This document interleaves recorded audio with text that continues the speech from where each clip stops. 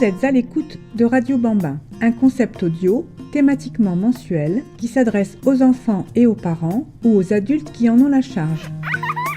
Le podcast numéro 1 s'adresse aux adultes, le podcast numéro 2 est à faire écouter aux enfants.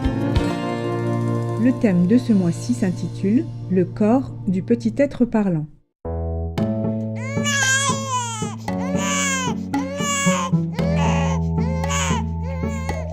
L'enfant humain, même à terme, naît prématuré. On dit qu'il est un animal néoténique. Ses cloisons cardiaques ne sont pas fermées, son système nerveux est immature, ses alvéoles pulmonaires sont insuffisantes, et cette liste n'est pas exhaustive. Il doit patienter tout le temps de l'enfance pour que son organisme évolue. Paradoxalement, ce temps critique où l'espèce humaine a dû assurer sa survie autrement que par la force physique, s'est révélé précieux. En effet, la parole est venue suppléer à cet état de non-finition du moment, à cette inaptitude de l'instant. C'est la voix qui le délivre du champ propre de l'espèce pour accéder à la parole. Pour le petit homme, parler est comme une seconde naissance qui lui fait perdre sa première nature animale. Il n'est plus juste un ensemble d'organes vivants dont la maturité s'acquiert avec le temps, il devient un être de parole. Trop vulnérable pour habiter la nature, il la quitte pour se mettre à parler.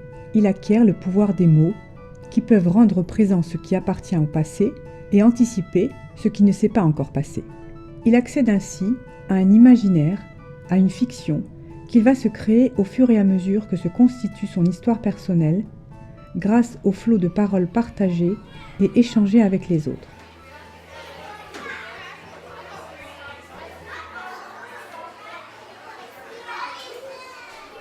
Mais le langage présente une faille, celle de ne pas pouvoir saisir le réel qu'il permet de décrire. Car parler ne fait qu'évoquer de façon symbolique. Quels que soient les mots employés, le langage humain est d'une certaine façon menteur. Il y aura toujours une forme d'inachèvement dans ce qui est dit, c'est le défaut du langage. Dire à un enfant qu'il est sage, qu'il est un enfant agité ou précoce, ne suffit jamais à qualifier ce qu'il est réellement. Aucun mot du vocabulaire, aucune phrase ne peut arriver à tout représenter de son être. Voilà pourquoi le territoire des mots est un espace imaginaire constitué de semblants, de fictions, qui conduisent l'enfant à s'interroger sur ce qu'il est, sur ce qu'il représente pour les autres. Pourquoi me demande-t-on d'écouter tout ce qu'on me dit, d'aller me coucher maintenant ? Pourquoi me demande-t-on de manger ce qu'on me sert, d'aller à l'école, de faire vite ou de mettre un bonnet ? On s'adresse à lui en utilisant la parole, et cette parole, même bienveillante, ne peut saisir la question de son être. L'enfant ne peut être contenu dans des phrases qui fixent une fois pour toutes ce qu'il est. C'est ainsi qu'un enfant qui parle et qui est parlé par les siens affronte le défaut du langage. En conséquence, son être, qui ne peut se fabriquer que par des mots, ne peut le contenter. C'est ainsi qu'au moment où il accepte d'entrer dans le langage, au moment où il se soumet à ce qui va faire de lui un être de parole, forcément défaillante, il devient un être qui désire.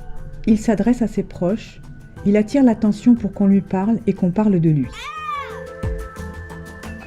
Le souci de notre civilisation basée sur le partenariat du marché et de la science est de faire croire à l'enfant que ce manque qui constitue l'humain en tant qu'être parlant est le manque d'une chose matérielle qu'il suffirait d'avoir à sa disposition ou d'obtenir pour être comblé et ne plus manquer.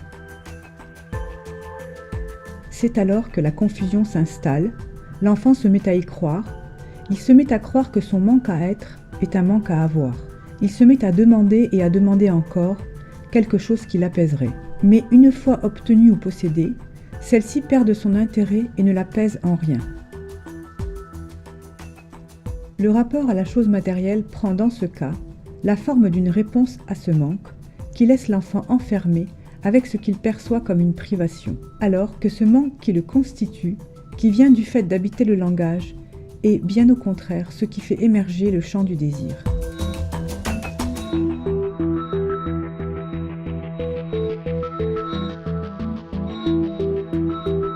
Vous pouvez maintenant faire écouter aux enfants le podcast numéro 2.